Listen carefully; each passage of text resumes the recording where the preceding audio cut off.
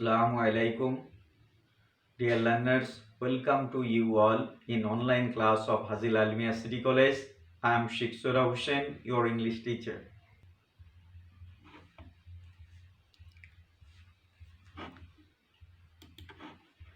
Dear learners, today I am going to take a session for the learners of class 11 session 2020 to 2021 one English first paper. Dear learners, today's topic, right form of verbs, part 1. Learning outcome of today's topic. Dear learners, you will be introduced with different forms of verbs. Then you will also be able to use verb correctly after the class.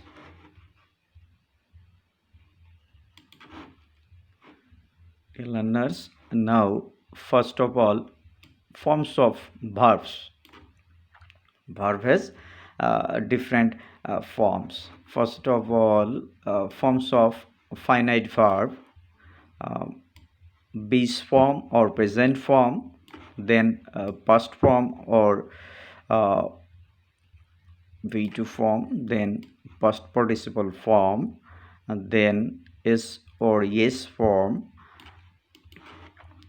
then forms of non-finite verb. Non-finite verb have 5 forms: gerund form, then infinitive form, then present participle form, then past participle form, and at last perfect participle form. প্রিয় শিক্ষার্থী, তাহলে আমরা জানলাম যে ভার্বের মোট 9টি form আছে, যেটি হলো আমরা পেয়েছি ফাইনাইট ভার্ব থেকে পেয়েছি 4টি, যেটা ওই যে বেস ফর্ম, যেটাকে আমরা স্ট্রাকচার যখন লিখি তখন V1 এভাবে দেখাই। আবার পাস্ট ফর্ম যেটি, সেটিকে আমরা যখন স্ট্রাকচার লিখি তখন কিন্তু V2 হিসাবে দেখায়। তো বেস ফর্মে ভার্বটা যদি গো থাকে, পাস্ট ফর্মে সেটি কিন্তু ওয়েন্ট হয়ে যায়। একইভাবে পাস্ট পার্টিসিপল ফর্মকে আমরা স্ট্রাকচার লেখার সময় V3 দ্য প্রতীকে লিখি, এবং এই গো ভার্বকে যদি পাস্ট পার্টিসিপল করা হয় তাহলে গান হয়। তো আমরা এটি জানো। আর একটি ফর্ম আছে ফাইনাইট ভার্বের, সেটি হলো এস বা ইয়েস ফর্ম, যেটা হলো ভার্বের যে বেস ফর্ম আছে অর্থাৎ V1 ফর্ম, তার সাথে এস আবার কখনো ইয়েস যুক্ত হয়। গো ভার্বের সাথে ইয়েস যুক্ত হয়, কিন্তু ওয়ার্ক ভার্বের সঙ্গে কিন্তু এস যুক্ত হবে থার্ড পারসন সিঙ্গুলার নাম্বার হলে। তাহলে আমরা জানলাম যে ভার্বের ফাইনাইট ভার্বের এই 4টি রূপ। আবার নন ফাইনাইট ভার্বের রূপগুলো ছিল আমাদের 5টি, যার মধ্যে এই যে নন ফাইনাইট ভার্ব এর রূপ ছিল 5টি। জিরান্ড ফর্মটা ছিল যেটা ভার্বের যে বেস ফর্ম তার সঙ্গে আইএনজি যোগ করতে হয়। গো ভার্বের সঙ্গে গো ভার্বের জিরান্ডটা হলো গোয়িং ফর্ম, আর এটা ফাংশন অ্যাজ নাউন, অর্থাৎ এটা আইএনজি যুক্ত হয়ে কিন্তু নাউনের মতো কাজ করবে, তখন এই জিরান্ড হবে। আবার ইনফিনিটিভ ফর্ম যেটি, সেটা ভার্বের পূর্বে টু যুক্ত থাকবে, অর্থাৎ টু প্লাস ভার্বের যে বেস ফর্ম অর্থাৎ V1 ফর্ম, এটাকে কিন্তু আমরা ইনফিনিটিভ ফর্ম বলছি। গো ভার্বের ইনফিনিটিভ হবে টু গো, অর্থাৎ গো ভার্বের পূর্বে একটি টু থাকতে হবে। এরপরে প্রেজেন্ট পার্টিসিপল ফর্ম যেটি, এটি নন ফাইনাইটের একটি রূপ। সেটি হলো ভার্বের যে বেস ফর্ম তার সঙ্গে আইএনজি যুক্ত হবে, অর্থাৎ গো ভার্বের সাথে গো ভার্বের প্রেজেন্ট পার্টিসিপল ফর্ম গোয়িং হবে, ফাংশনিং অ্যাজ অ্যাডজেক্টিভ, কিন্তু এটা কাজ করবে কার মতো? অ্যাডজেক্টিভের মতো। তোমরা নিশ্চয়ই লক্ষ্য করছো যে জিরান্ড ফর্মেও কিন্তু ভার্বের সঙ্গে আইএনজি ছিল এবং গোয়িংই হয়েছিল গো ভার্বের সঙ্গে। এখানেও কিন্তু ভার্বের সঙ্গে আইএনজি এবং গোয়িং হয়েছে, কিন্তু ফাংশানে গিয়ে এখানে দেখো যে ফাংশনিং অ্যাজ ওটা ছিল নাউন যেটি জিরান্ড, আর যেটি আমাদের প্রেজেন্ট পার্টিসিপল সেটি কিন্তু ফাংশনিং অ্যাজ অ্যাডজেক্টিভ। এই জায়গায় কিন্তু পার্থক্যটা। এরপরে ফার্স্ট পার্টিসিপল ফর্ম যেটি নন ফাইনাইট ভার্বের আরেকটি রূপ, সেটি এখানে কিন্তু ভার্বের V3 ফর্মটা যখন ফাংশনিং অ্যাজ অ্যাডজেক্টিভ হিসাবে কাজ করবে, তখন কিন্তু আসলে পাস্ট পার্টিসিপল আমরা বলছি যে পাস্ট পার্টিসিপল। তো এখানে এই V3 ফর্মটা গো ভার্ব থেকে কিন্তু গান হবে, যেমন গন কেস। ওকে, তারপরে আমাদের পারফেক্ট পার্টিসিপল যেটি সেটি হলো হ্যাভিংয়ের সঙ্গে ভার্বের যে 3 নম্বর ফর্ম সেটাকে যুক্ত হলেই কিন্তু পারফেক্ট পার্টিসিপল বলা হয়। তাহলে যে নন ফাইনাইট ভার্বের বেশ কয়টি রূপ আছে, 5টি রূপ আছে। তাহলে ভার্বের মোট কয়টি ফর্ম হলো 5, আর ফাইনাইট ভার্বে ছিল 4টি, মোট 9টি ফর্ম। এই যে 9টি ফর্ম, রাইট ফর্ম অফ ভার্বসে যে জায়গায় তোমরা ভার্বে ব্র্যাকেট পাবে, এই 9টির যে কোনোটি বসতে পারে। এই ব্যাপারে তোমাদের কিন্তু সচেতন থাকতে হবে। আমি এখানে বেশ কিছু এক্সাম্পল দিয়ে রেখেছি। Example of non finite verb, বিশেষ করে ফাইনাইট ভার্বগুলো তো তোমরা বুঝতে পারো, নন ফাইনাইট ভার্বের জন্য উদাহরণ দিয়েছি যাতে করে তোমরা বুঝতে পারো। এখানে দেখো যে walk is a good exercise, ওয়াকের আগে একটা ড্যাশ দেওয়া আছে, অর্থাৎ এই ওয়াক ভার্বটির সঠিক রূপ কি হবে? তো এখানে আসলে কি হবে, ওয়াক ভার্বের সঙ্গে আইএনজি করলে হয়ে যাবে walking is a good exercise, হাঁটা একটি ভালো ব্যায়াম। এবং এটা হলো এই যে ওয়াকিংটি এখানে কি হিসাবে ব্যবহার হচ্ছে, জিরান্ড হিসাবে। ওয়াক শব্দটি কিন্তু ভার্ব, কিন্তু এখানে যেহেতু সাবজেক্টের জায়গায় বসা আছে, এখানে যে ফাইনাইট ভার্ব আছে, সুতরাং এখানে জিরান্ড ফর্ম বসবে, এবং সেই জিরান্ড ফর্মটি কীভাবে হবে, ওকের সঙ্গে আইএনজি যোগ করলে হয়ে যাবে। এরপরে 2 নম্বর যে উদাহরণটি আছে সেটি লক্ষ্য করো। Sakib went to Dhaka to buy a car. এখানে যে ড্যাশের পরে ব্র্যাকেটে বাই দেওয়া আছে, তো বাইয়ের কোন ফর্মটি এখানে হবে? যেহেতু পূর্বে টু আছে, সুতরাং এখানে বেস ফর্ম যা আছে তাই হবে, এবং এই ফর্মকে বলা হয় ইনফিনিটিভ ফর্ম। তাহলে এখানে ব্র্যাকেটের যে উত্তর, যে লাল রং করে দিয়েছে খয়েরি কালার করে, বাই হবে। আর ইনফিনিটিভটা বাই না, ইনফিনিটিভ যেটি সেটি কিন্তু টু বাই, টু বাই যেটা ব্র্যাকেটের আগেই ছিল, এটা হলো ইনফিনিটিভ। এরপরে নেক্সট এক্সাম্পল, জাবের স স্লিপ ডগ আছে। তো এখানে দেখো যে স্লিপে ব্র্যাকেট দিয়ে রেখেছি, তার আগে ড্যাশ দেওয়া আছে এখানে। তো এখানে আসলে উত্তরটি কি হবে? তো এখানে এক্স্যাক্টলি স্লিপিং হবে, যে জাবের স স্লিপিং ডগ। এখানে এই স্লিপিংটা এখানে কী হিসাবে আছে, প্রেজেন্ট পার্টিসিপল হিসাবে আছে। কারণ কীরকম কুকুর, ঘুমন্ত কুকুর। কুকুরের পূর্বে, ডগের পূর্বে স্লিপিং শব্দটি বসে সেটি ডগকে কোয়ালিফাই করছে। এই কারণে এই স্লিপিং কিন্তু অ্যাডজেক্টিভের কাজ করছে। আর অ্যাডজেক্টিভের কাজ করলে, সেটা আমরা জানি যে ভার্বের সঙ্গে আইএনজি যুক্ত হয়ে অ্যাডজেক্টিভের কাজ করলে সেটি কিন্তু প্রেজেন্ট পার্টিসিপল। ওকে, তারপরে নেক্সট যেটি, আই ওয়ান্ট কুক ফুড। তো এই কুক ফুডের আগে ড্যাশ দেওয়া আছে এখানে, এবং কুকটা আসলে কোন ফর্মটি বসবে সেটি জানা দরকার। তো দেখো যে উত্তরে আমি করে রেখেছি আই ওয়ান্ট কুকড ফুড। এখানে কুকড শব্দটি কিন্তু রান্নাকৃত, আমার কেমন খাবার চাই, রান্নাকৃত খাবার চাই, এটি পাস্ট পার্টিসিপল হিসাবে বসেছে। খেয়াল করো যে ফুড হলো নাউন, তার পূর্বে কুকড কথাটি বসেছে। তাহলে কুকড কেমন খাবার চাই, রান্নাকৃত খাবার চাই। তাহলে এটি পাস্ট পার্টিসিপলের ব্যবহার, কারণ ভার্বের 3 নম্বর যে ফর্ম, এটা কুক থেকে কুকড, আর সেটি এখানে কী হিসাবে বসছে, অ্যাডজেক্টিভ হিসাবে বসছে, সেই কারণে এটা পাস্ট পার্টিসিপল। ওকে, তারপরে last example, having see the tiger he ran away. এখানে সি ভার্বের উপরে আগে ড্যাশ দেওয়া আছে, সুতরাং সির কোন ফর্ম হবে এটা জানতে চাওয়া হয়েছে। তো এখানে দেখো উত্তর আমি করে রেখেছি, হ্যাভিংয়ের পরে কি হবে, সিন হবে, অর্থাৎ এখানে সির জায়গায় উত্তরটি হবে, এখানে সির জায়গায় উত্তরটি তোমার কিন্তু এই যে খয়েরিতে যেটুকু সিন তোমাকে করতে হবে। তাহলে এই সিনটা এখানে কী হিসাবে বসছে, এই হ্যাভিং এবং সিন এই দুটা মিলে কিন্তু এটা পারফেক্ট পার্টিসিপল। এই যে বিশেষ গঠন, হ্যাভিংয়ের পরে ভার্বের 3 নম্বর ফর্ম, V3 ফর্ম, সেটাকে আমরা পারফেক্ট পার্টিসিপল বলি। তাহলে নিশ্চয়ই তোমরা বুঝতে পেরেছো যে নন ফাইনাইট ভার্বগুলো সম্পর্কে তোমাদের ধারণা হলো, infinitive, জিরান্ড, present participle, past participle এবং পারফেক্ট পার্টিসিপল। আমরা নেক্সট স্লাইডে চলে আসছি। এটি হলো যে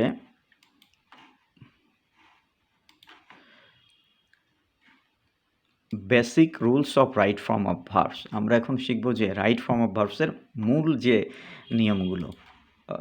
ফার্স্ট অফ অল, সবার শুরুতে নাম্বার 1 সেটি কি, সাবজেক্টের নাম্বার এবং পার্সন অনুসারে ভার বসবে। তোমরা বাক্যে যখন ভার বসাবে তখন সাবজেক্টের দিকে তাকাবে সেই বাক্যের, এবং তার যে নাম্বার সিঙ্গুলার না প্লুরাল আছে সেটি খেয়াল করবে, এবং person, first person, second person, third person কোন পার্সনে আছে সেই অনুসারে কিন্তু তোমার ভার্বটা বসাতে হয়। এই জন্য এটাকে আসলে এই সাবজেক্টের নাম্বার এবং পার্সন অনুসারে ভার্ব বসানো, এটাকে বলা হয় সাবজেক্ট ভার্ব এগ্রিমেন্ট। এই ব্যাপারে তোমরা অবশ্যই খেয়াল করবে।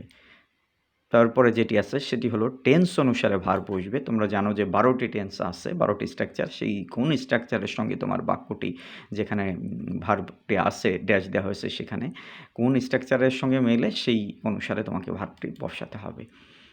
তারপরে ভয়েস অনুসারে ভার্ব বসে, অর্থাৎ অ্যাক্টিভ টেন্সের যে 12টি স্ট্রাকচার সেটি হলো অ্যাক্টিভ ভয়েসের, আর প্যাসিভ ভয়েস দুই প্রকার, অ্যাক্টিভ এবং প্যাসিভ। সুতরাং প্যাসিভ ভয়েসের যদি বাক্যটি হয় সেখানে ভার্বের উত্তর কিন্তু ঘুরে যাবে। অ্যাক্টিভ ভয়েসের বাক্য হলে এক ধরনের উত্তর হবে ভার্বটি, প্যাসিভ ভয়েসের হলে আরেক ধরনের হবে। এবং তোমরা জানো যে 9টি টেন্সের প্যাসিভ ভয়েস হয়, সেই 9টি স্ট্রাকচার তোমাকে জানতে হবে। এরপরে হলো অ্যাডভার্বস অফ টাইম অথবা টাইম ইন্ডিকেটর অথবা যেটাকে বাংলায় বলা হয় সময় নির্দেশক, সেই অনুসারে ভার্ব বসবে। যে 8টি টেন্সের যে 12টি টেন্স, তার মধ্যে 8টি টেন্সের কিন্তু সময় নির্দেশক আছে, এগুলো এক ধরনের অ্যাডভার্ব।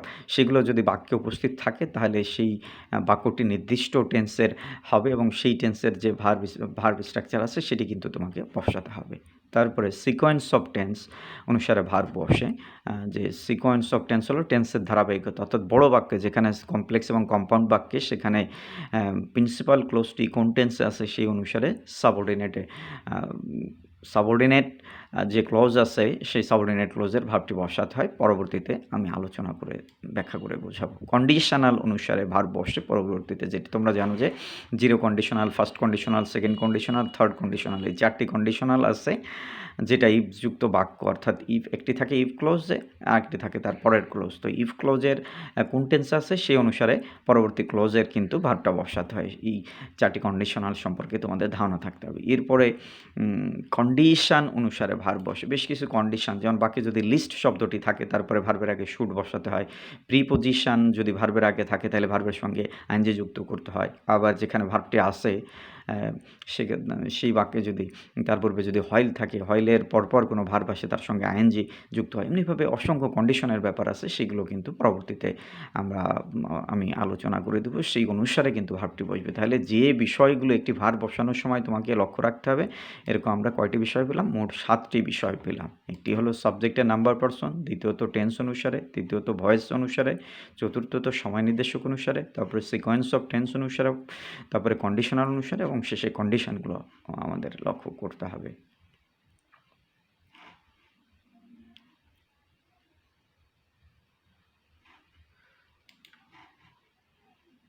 ডিয়ার লার্নার্স, নাও ফার্স্ট যে বিষয়টি সাবজেক্ট ভার্ব এগ্রিমেন্ট, যে সাবজেক্টের সঙ্গে ভার্বের যে সম্পর্ক সেটি কিন্তু আমরা এখন দেখব।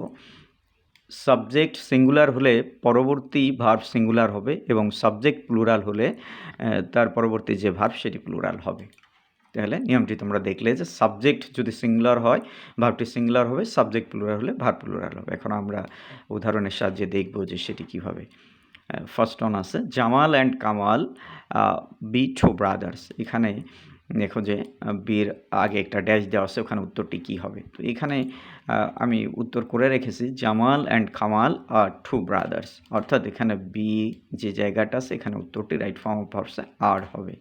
তো এখানে সাবজেক্টের সাথে জামাল অ্যান্ড কামাল, জামাল এবং কামাল দুটো সিঙ্গুলার সাবজেক্ট অ্যান্ড দ্বারা যুক্ত হয়েছে, সুতরাং এটা কি হয়ে গেছে? প্লুরাল হয়ে গিয়েছে, যার কারণে এখানে বির পরিবর্তে আমরা ইজ না দিয়ে আর দিয়েছি। পরের উদাহরণটি, time and tired wait for none. এখানে ওয়েটের পূর্বে একটি ড্যাশ দেওয়া আছে, উত্তরটি কী হবে সেটি জানতে চাওয়া হয়েছে। তো এখানে টাইম অ্যান্ড টায়ার্ড দুটো সিঙ্গুলার সাবজেক্ট অ্যান্ড দ্বারা যুক্ত আছে, এটিও প্লুরাল, যার কারণে এখানে ওয়েট হয়েছে, ওয়েটস হয় নাই। সিঙ্গুলার হলে কিন্তু ওয়েটস হতো। তারপরে যেটি আছে, bread and butter B my favourite food. তো এখানে বির পূর্বে একটি ড্যাশ আছে, অর্থাৎ এখানে জানতে চাওয়া হয়েছে বির কোন ফর্মটি এখানে বসাতে হবে ভার্বের। তো উত্তর করে রেখেছি তোমাদের জন্য, bread and butter is my favourite food. তো এখানে বির পরিবর্তে উত্তরটি এসেছে ইজ। এখন এখানে কিন্তু ব্রেড অ্যান্ড বাটার দুটো সাবজেক্টই আছে, দুটো সাবজেক্ট অ্যান্ড দ্বারা যুক্ত হয়েছে হলে ও কিন্তু এখানে একক আইডিয়া বোঝাচ্ছে, এই জন্য এটি প্লুরাল না বুঝিয়ে সিঙ্গুলার বুঝিয়েছে, কারণ পাউরুটির সঙ্গে বাটার মাখন মাখিয়ে কিন্তু খাবার খাওয়ায়, সুতরাং পাউরুটি আর বাটার মাখানোর পরে খাবার আসলে কয়টি? একটি। এই কারণে কিন্তু এখানে আর না বসে ইজ বসেছে। এই বিষয়গুলো তোমরা কিন্তু খেয়াল করবে যে ভাবের উপরে যে আসলে দেখতে মনে হচ্ছে এটি প্লুরাল, কিন্তু আসলে প্লুরাল না, কারণ দুটো মিলে একটি খাবার। কীভাবে গালিভার্স ট্রাভেলস এস থাকলেও ওর পরে কিন্তু ইজ হবে, কারণ ওটি একটি বইয়ের নাম। United States of America is a rich country, এখানে ইউনাইটেড স্টেটস থাকলেও আসলে অনেকগুলো অঙ্গরাজ্য মিলে দেশ কয়টি? একটি। এই কারণে ওখানে ইজ হয়। এই কারণে তোমাদের কিন্তু এইসব বিষয় খেয়াল রাখতে হবে যে শুধু যে অ্যান্ড দ্বারা দুটো সাবজেক্ট আছে, কিন্তু আসলে কয়টি বোঝাচ্ছে? আসলে দুটো মিলে একটি খাবার। পরের উদাহরণটি লক্ষ্য করো, the headmaster and secretary B present. এখানে যে বি ভার্ব যে জায়গায় বসেছে ওখানে তার আগে একটা ড্যাশ দেওয়া আছে, মানে এই জায়গায় বির কোন ফর্মটি বসবে সেটি জানতে চাওয়া হয়েছে। আমরা লক্ষ্য করো, the headmaster and the secretary is present, অর্থাৎ বির পরিবর্তে এখানে আমি ইজ নিয়েছি। তো কেন ইজ নিয়েছি? সেটি হলো এখানে যদিও হেডমাস্টার অ্যান্ড সেক্রেটারি, হেডমাস্টার এবং সেক্রেটারিকে অ্যান্ড দ্বারা যুক্ত করা হয়েছে, কিন্তু এখানে আর্টিকেল লক্ষ্য করো যে আর্টিকেল কয়বার আছে? একবার আছে। অ্যান্ডের পরে কিন্তু আর আর্টিকেল এখানে দেওয়া নেই, যার কারণে যে আর্টিকেল একবার আছে, এই কারণে এখানে কিন্তু যিনি হেডমাস্টার তিনি ওই স্কুলের সেক্রেটারি, যার কারণে the headmaster and the secretary দুজন, এই দুটো পদ মিলে ব্যক্তি কয়জন? ওই একজন, যিনি হেডমাস্টার তিনি সেক্রেটারি, যার কারণে এখানে কিন্তু উত্তরটি ইজ হয়েছে, অর্থাৎ এখানে বিএস তোলে ইজ আমরা উত্তর লিখেছি। পরের যে উদাহরণটি সেটি লক্ষ্য করো, the headmaster and the secretary B present. তো এখানে দ্য হেডমাস্টারের পূর্বে একবার আছে, সেক্রেটারির পূর্বে একবার আছে, তাহলে এবং এই দুটো অ্যান্ড দ্বারা যুক্ত হচ্ছে, তার মানে এখানে ব্যক্তি দুজন, যার কারণে এখানে বিএস তোলে উত্তরটি কিন্তু এখানে বির পূর্বে ড্যাশ দেওয়া আছে এবং উত্তরটি কিন্তু আমি আর নিয়েছি। তার মানে এখানে দুইবার আর্টিকেল হওয়াতে ব্যক্তি ভিন্ন ভিন্ন ব্যক্তি বুঝিয়েছে, এই কারণে এখানে কিন্তু প্লুরাল ভার্ব বসেছে।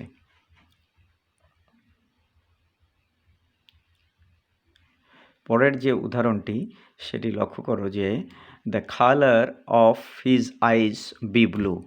তো এখানে এই পুরোটাই সাবজেক্ট হিসাবে আসে, সাবজেক্ট হিসাবে থাকলেও এই বৃহত্তর মধ্যে হেড ওয়ার্ড কোথায় সাবজেক্টের? এই যে এ অ্যান্ড দি ডিটারমাইনার পরে যে অংশটা থাকে সেই সব অংশটাই হলো হেড ওয়ার্ড। হেড ওয়ার্ড যদি সিঙ্গুলার হয় ভার্ব সিঙ্গুলার হবে, হেড ওয়ার্ড প্লুরাল হলে ভার্ব প্লুরাল হবে, অর্থাৎ সাবজেক্ট যদি একটি এরকম বড় অংশ থাকে তার মধ্যে হেড ওয়ার্ড খুঁজে বের করতে হবে, মূল অংশ, সেই মূল অংশের সাথে, যেমন এখানে কালার, এটি কালার্স নয়, প্লুরাল নয়, এটি কালার সিঙ্গুলার, যার কারণে এখানে যে বি ভার্বটা আছে এরপরে এটা কিন্তু সিঙ্গুলার নিতে হবে, কারণে এখানে উত্তরে লক্ষ্য করো, the colour of his eyes is blue, অর্থাৎ এখানে বির পরিবর্তে এখানে ইজ দেওয়া হয়েছে, অর্থাৎ সিঙ্গুলার ভার্ব নিয়ে আসে। কী কারণে? কারণ এই কালার সাবজেক্টটা সিঙ্গুলার, এখানে কিন্তু এই আইসকে নেওয়া হয় না। আইস যদি নেওয়া হতো তাহলে কিন্তু এখানে আর দিতে হতো। কারণটা কি? কারণ লক্ষ্য করো এই যে অফ হিজ আইজ, এই যে অফ প্রিপোজিশন দ্বারা সাবজেক্টের সঙ্গে এই অংশটা যুক্ত হয়েছে, অর্থাৎ সাবজেক্টের অবজেক্ট ওইটি, এই কারণে সাবজেক্টের হেডওয়ার্ডকে কালার তার নাম্বার পার্সন অনুসারে এখানে ভার্বটা মূলত নিতে হয় যদি এরকম বড় সাবজেক্ট কখনো হয়। ওকে, পরের উদাহরণটি লক্ষ্য করো, the players in the field be playing cricket. এখানে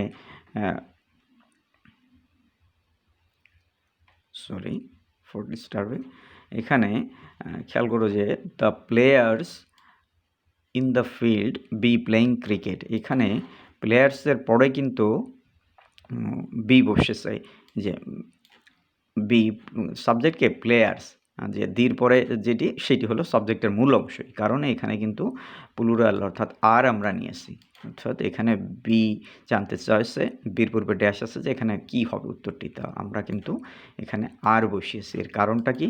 কারণ এই ফিল্ড অনুসারে, ফিল্ড সিঙ্গুলার, এই অনুসারে কিন্তু ভার্ব বসবে না, ভার্ব বসবে হলো এই যে সাবজেক্ট এত বড় হলেও এর হেড ওয়ার্ড কিন্তু প্লেয়ার্স, সেই প্লেয়ার্স অনুসারে, এবং প্লেয়ার্স কথাটা কি? প্লুরাল, এই কারণে এখানে কিন্তু আমরা আর নিয়েছি।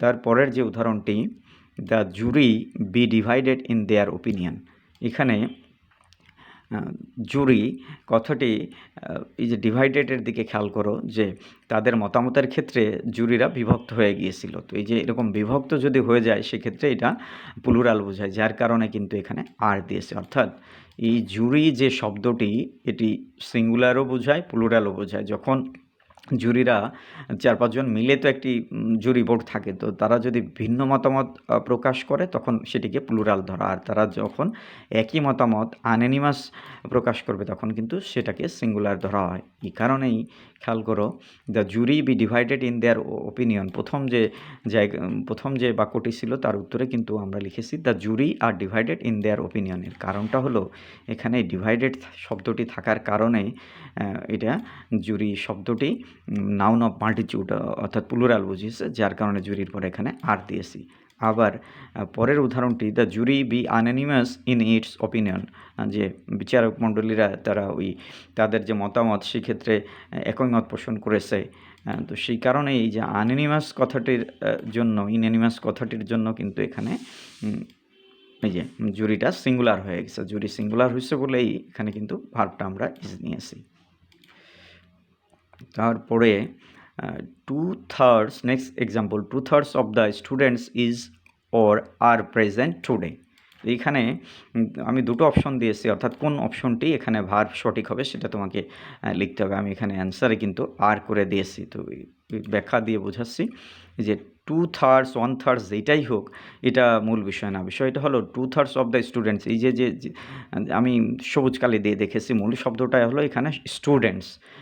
তো স্টুডেন্টসের 2/3 হোক 1/3 হোক সেটা কিন্তু একজনের চেয়ে বেশি ছাত্র, সুতরাং সেটি কিন্তু প্লুরাল বোঝাচ্ছে, যার কারণে এখানে ইজ হবে না, এখানে উত্তরটি কিন্তু আর হবে, যার কারণে এখানে আর নিয়েছি। পরের উদাহরণটি লক্ষ্য করো 1/3 of the work has or have been completed. এখানে জানতে চাওয়া হয়েছে এখানে হ্যাজ হবে না হ্যাভ হবে উত্তরটি। এখানে লক্ষ্য করো যে 1/3 দিয়েছি, 1/3 2/3 যেটাই হোক, মূল বিষয় অরিজিনাল সাবজেক্ট হলে দির পরে যেটি আছে অর্থাৎ ওয়ার্ক। তো এই ওয়ার্কটি হলো একটি কাজ, তাই তো একটি কাজের 1/3 হোক 2/3 হোক সেটি কিন্তু খণ্ডাংশ, সুতরাং সেটি সিঙ্গুলার, যার কারণে এখানে কিন্তু আমাদের হ্যাভ না নিয়ে হ্যাজ নিতে হবে, যার কারণে আমি এখানে কিন্তু হ্যাজ নিতে হবে, যার কারণে আমি এখানে হ্যাজ নিয়েছি। নিশ্চয়ই তোমরা বুঝতে পেরেছো প্রিয় শিক্ষার্থী।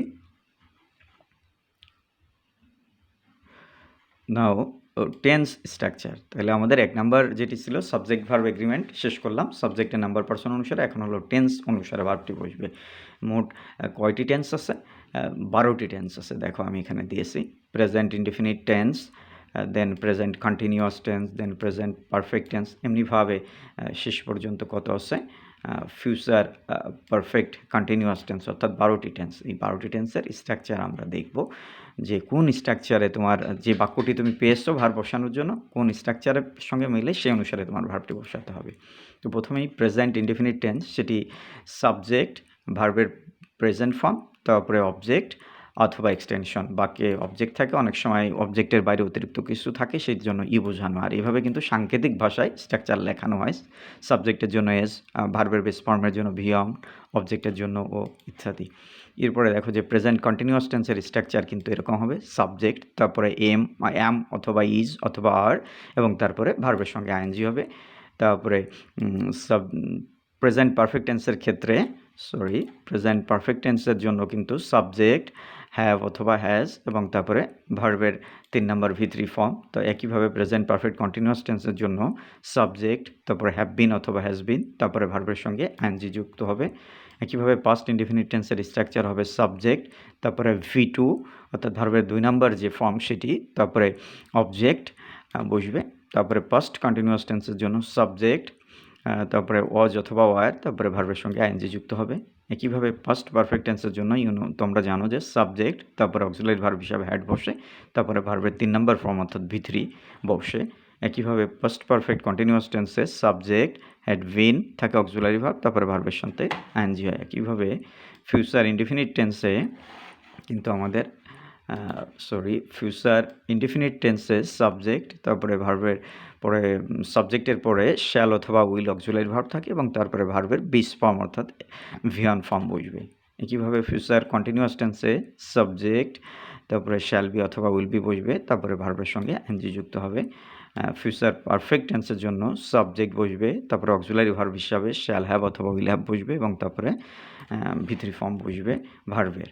তারপরে future perfect continuous tense subject shall have been, will have been এবং তারপরে ভার্বের সঙ্গে আইএনজি যুক্ত হবে।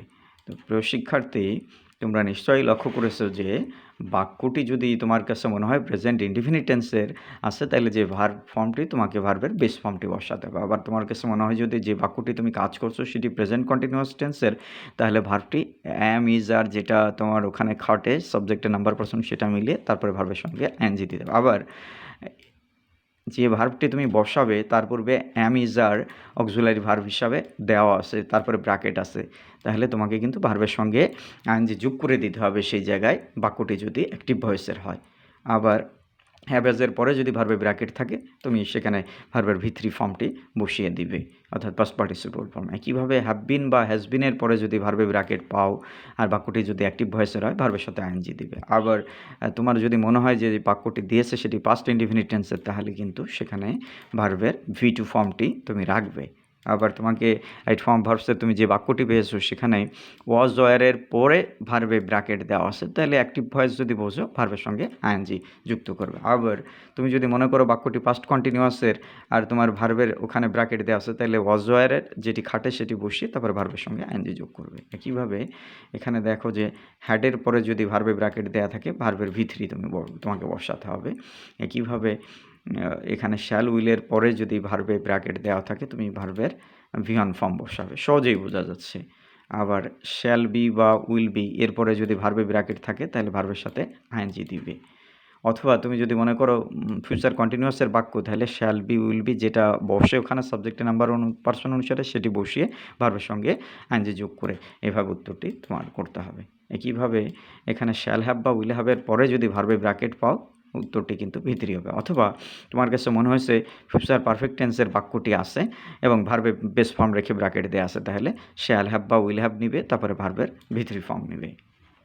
একইভাবে যদি তোমার শ্যাল হ্যাভ বিন বা উইল হ্যাভ বিনের পরে ভার্বে ব্র্যাকেট থাকে, ভার্বের সঙ্গে আইএনজি যোগ করে দেবে। অথবা তোমার যদি মনে হয় যে বাক্যটি ফিউচার পারফেক্ট কন্টিনিউয়াস টেন্স এবং ভার্বে ব্র্যাকেটে ভার্বের বেস ফর্ম দেওয়া আছে, তাহলে আগে তুমি শ্যাল হ্যাভ বিন বা উইল হ্যাভ বিন যেটা খাটে সেটা নিবে এবং তারপরে ভার্বের সঙ্গে আইএনজি করে উত্তর করবে। তো শিক্ষার্থী, now passive voice, structure of passive voice, passive structure. তো বাক্যটি যদি প্যাসিভ ভয়েসের হয় সেক্ষেত্রে কিন্তু আর প্যাসিভ ভয়েস হয় তোমরা জানো যে 9টি টেন্সের ক্ষেত্রে present indefinite tense, present continuous tense, present perfect tense, past indefinite tense, past continuous tense, past perfect tense, future indefinite tense, future continuous tense এবং লাস্ট অন যেটা সেটি হলো ফিউচার পারফেক্ট টেন্স। এই 9টি টেন্সে তোমাদের প্যাসিভ স্ট্রাকচার আছে, যেটি তোমার জানা দরকার। তো প্রেজেন্ট ইনডিফিনিট টেন্সের প্যাসিভ স্ট্রাকচার সাবজেক্ট শুরুতে, তারপরে অক্সিলারি ভার্ব হিসাবে অ্যাম, ইজ অথবা আর যে কোনো একটি, তারপরে ভার্বের V3 ফর্ম 3 নম্বর, তারপরে বাইযোগে অবজেক্ট থাকবে। একইভাবে প্রেজেন্ট কন্টিনিউয়াস টেন্সের যে প্যাসিভ স্ট্রাকচার সেটি কিন্তু সাবজেক্ট, তারপরে অ্যাম, ইজ, আর যে কোনো একটি, তারপর পরে বিং যুক্ত করতে হবে, তারপরে ভার্বের V3 এবং তারপরে বাইযোগ অবজেক্ট বসবে।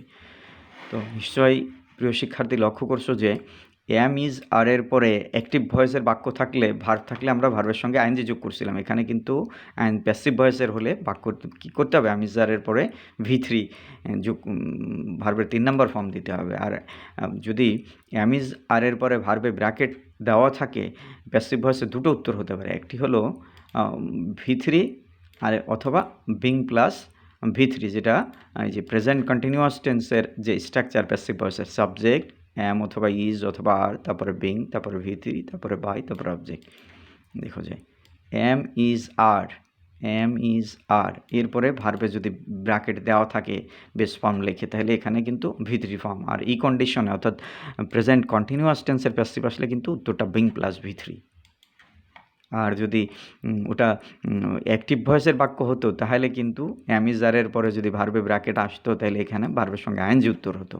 এই বিষয়গুলো অবশ্যই বোঝার চেষ্টা করবে। পরে প্রেজেন্ট পারফেক্ট টেন্সের প্যাসিভ স্ট্রাকচার সাবজেক্ট হ্যাভ অথবা হ্যাজ, তারপরে বিন যোগ করতে হবে, তারপরে V3, তারপরে বাই, তারপরে অবজেক্ট। অর্থাৎ এখানে হ্যাভেজের পরে যদি প্যাসিভ ভয়েসে ব্র্যাকেট দেওয়া থাকে উত্তরটি কিন্তু বিন প্লাস ভি3 হবে, শুধু ভি3 নিলে হবে না। অ্যাক্টিভ ভয়েসে কিন্তু হ্যাভেজের পরে যদি ভার্বে ব্র্যাকেট থাকতো শুধু ভি3 বসালে হতো, কিন্তু প্যাসিভ ভয়েসে উত্তরটি কিন্তু বিন প্লাস ভি3 হবে। তারপরে পাস্ট ইনডিফিনিট টেন্সের যে স্ট্রাকচার, সাবজেক্ট প্লাস অস অথবা ওয়্যার, তারপরে ভার্বের ভি3 ফর্ম, তারপরে বাই, তারপরে অবজেক্ট। এখানে লক্ষ্য করছো নিশ্চয়ই অজয়ারের পরে প্যাসিভ ভয়েসের বাক্য হলে উত্তরটি হবে ভার্বের ভি3 form.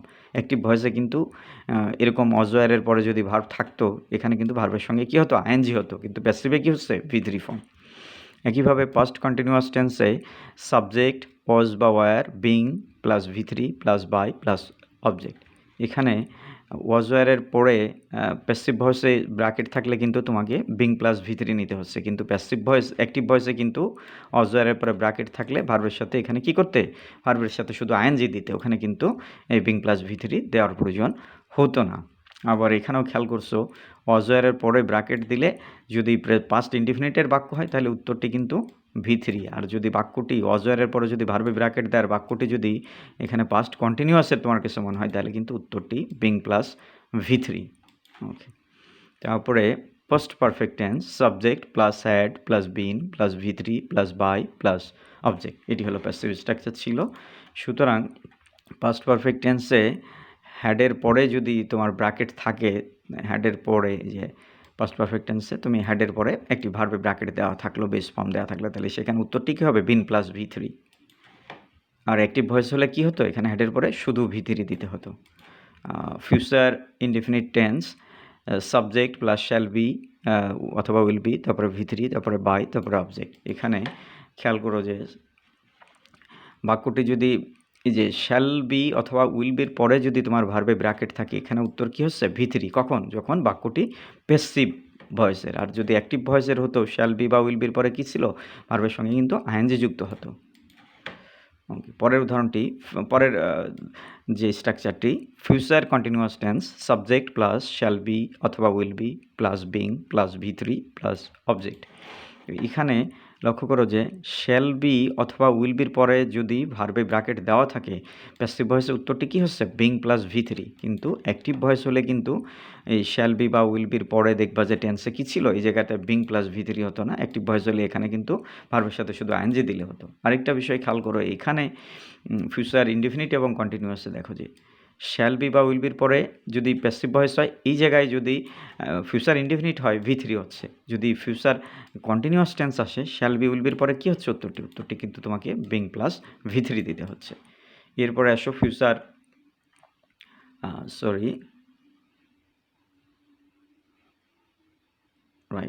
Last one future perfect টেন্সের যে passive structure subject shall have অথবা উইল হ্যাভ, তারপরে বিন, তারপরে ভি3, তারপরে বাই, তারপরে অবজেক্ট। এখানে যে শ্যাল হ্যাভ বা উইল হ্যাভের পরে যদি ভার্বে ব্র্যাকেট থাকে তোমার উত্তরটি কিন্তু বিন প্লাস ভি3 হবে। আর ওটি যদি অ্যাক্টিভ ভয়েসে থাকতো তাহলে শ্যাল হ্যাভ বা উইল হ্যাভের পরে তোমার উত্তরটি আসতো, কিন্তু শুধু ভি3 দিলে হয়ে যেত। তো এই ব্যাপারটি তোমরা অবশ্যই খেয়াল করবে প্রিয় শিক্ষার্থী। নাও তৃতীয় যে বিষয় ছিল অ্যাডভার্বস অফ টাইম, সময় নির্দেশক যেটি, সেই সময় নির্দেশকের একটি লিস্ট 8টি টেন্সের এখানে আমি দিয়ে রেখেছি। তো এখানে যে অ্যাডভার্বগুলো যেই টেন্সের লিস্টে আছে সেই টেন্স অনুসারে তোমার কিন্তু সেই বাক্যটির ভার বসাতে হবে।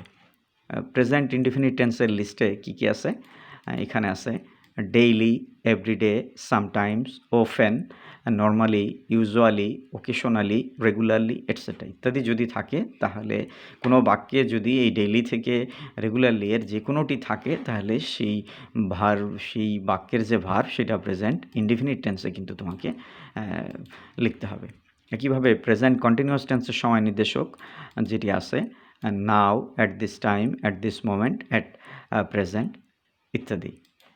তারপরে প্রেজেন্ট পারফেক্ট টেন্সের জন্য আছে সময় নির্দেশক just, just now, already, yet, ever, never, lately, recently ইত্যাদি।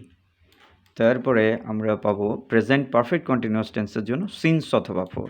কোনো বাক্যে যদি সিন্স অথবা ফরের উপস্থিতি তোমরা একই ক্লজের মধ্যে দেখতে পারো অর্থাৎ সিম্পল সেন্টেন্সে, তাহলে সেই বাক্যটি কিন্তু প্রেজেন্ট পারফেক্ট কন্টিনিউয়াস টেন্স হবে, সেই বাক্যের যে ভার্ব সেটিকে। পরে পাস্ট ইনডিফিনিট টেন্সের যে সময় নির্দেশক সেটি হলো yesterday, yesterday, ago, long since, once upon a time, in the past, last day, এমনিভাবে ডট ডট দিয়েছে, অর্থাৎ last day, last night, last year, last week, অর্থাৎ লাস্ট যুক্ত কোনো সময়। আবার কীভাবে previous day, previous night, previous year, অর্থাৎ প্রিভিয়াস যুক্ত কোনো সময়, কারণ আমি ডট ডট লিখে দিয়েছি। তাহলে এইগুলা যদি কোনো বাক্যে উপস্থিত থাকে এই অ্যাডভার্বগুলো, তাহলে সেই বাক্যের যে ভার্ব আছে সেটিকে আমরা কোন টেন্সে নিব? পাস্ট ইনডেফিনিট টেন্সে নিয়ে যাব।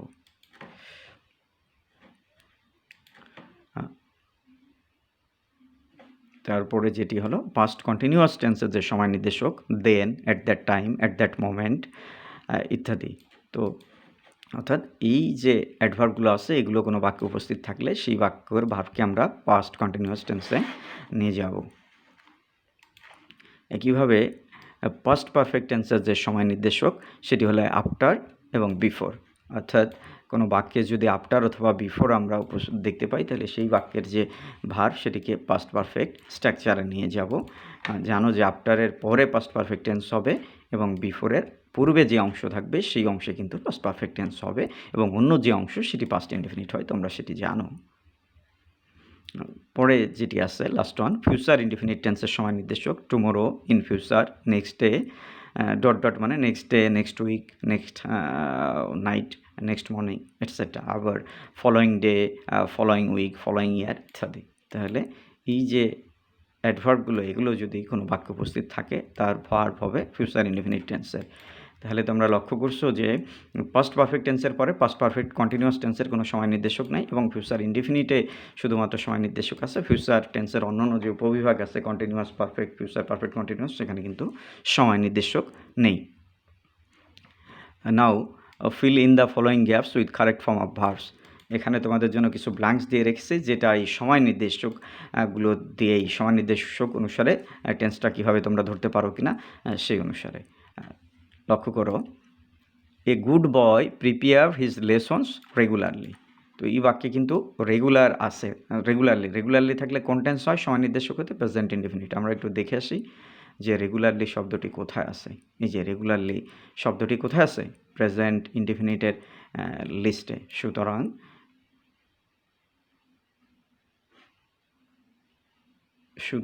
এই যে বাক্য a good boy prepare his lessons regularly, এই প্রিপেয়ারটাকে এখানে প্রেজেন্ট ইনডেফিনিট টেন্স করতে হবে। তাহলে সাবজেক্টে গুড বয়, তারপরে কী হবে? প্রিপেয়ারের সঙ্গে প্রিপেয়ার্স হবে, কারণ ওই যে subject third person singular number হলে ভার্বের শেষে এস বাই এস যুক্ত হয় ফাইনাইট ভার্বের এস বাই এস ফর্ম থেকে। তাহলে এখানে তোমার উত্তরটি হবে প্রিপেয়ার্স। কী কারণে হয়েছে? যে এই রেগুলারলি থাকার কারণে এই বাক্যটি প্রেজেন্ট ইনডেফিনিট টেন্স ছিল। পরের উদাহরণটি, they watch TV at this moment, তারা এই মুহূর্তে টিভি দেখছে। তো এখানে অ্যাট দিস মোমেন্ট কোন লিস্টে আছে? দেখো নিশ্চয়ই প্রেজেন্ট কন্টিনিউয়াস টেন্সে যে অ্যাট দিস মোমেন্টটা আছে। সুতরাং ওটি কিন্তু প্রেজেন্ট কন্টিনিউয়াস টেন্সে তোমাকে এই যে ভার্বটা আছে এটা প্রেজেন্ট কন্টিনিউয়াসে নিতে হবে। তাহলে দের পরে কী হবে? আর ওয়াচিং হবে। They are watching TV at this moment, অর্থাৎ এখানে অসের স্থলে তোমাকে কিন্তু আর ওয়াচিং বসাতে হবে। কী কারণে? অ্যাট দিস মোমেন্ট উপস্থিত থাকার কারণে এই ভার্বটা এখানে কী হবে? প্রেজেন্ট কন্টিনিউয়াস টেন্সে নিতে হবে। একইভাবে পরের উদাহরণটি, হি গো আউট জাস্ট নাও, সেই মাত্র বাইরে গেছে। এই জাস্ট নাও কথাটি তোমরা একইভাবে লিস্ট থেকে দেখবে যে ওখানে গিয়ে প্রেজেন্ট পারফেক্ট টেন্সে আছে। যে জাস্ট নাও কোথায় আছে? Present perfect. শুধু নাও কিন্তু প্রেজেন্ট কন্টিনিউয়াস, আর জাস্ট নাও কথাটি আছে প্রেজেন্ট পারফেক্ট টেন্সে। সুতরাং ওখানে তোমার উত্তরটি কী হবে? ইয়েস, জাস্ট নাও থাকার কারণে এই ভার্বটিকে প্রেজেন্ট পারফেক্ট টেন্সে, হির পরে কী হবে? হ্যাজ, আর গোর ভিতরি ফর্ম গান, তাহলে প্রেজেন্ট পারফেক্টে যে হ্যাজ গান, গো ভার্বের প্রেজেন্ট পারফেক্ট রূপ যেটি সেটি হলো হ্যাজ গান। এই ছিল আমাদের। পরে যেটি আছে যে it rain since morning, it has been raining since morning হবে। একইভাবে he leave home last night, এটা লেফট হবে প্রিয় শিক্ষার্থী। তারপরে mister Rahim leave in Dhaka, then was living হবে একইভাবে। প্রিয় শিক্ষার্থী, thank you very much, thank you all. পরবর্তী যে বিষয়গুলো আছে আমি নেক্সট ভিডিওতে তোমাদেরকে দেখাবো। আজকে এই পর্যন্ত, থ্যাংক ইউ ভেরি মাচ।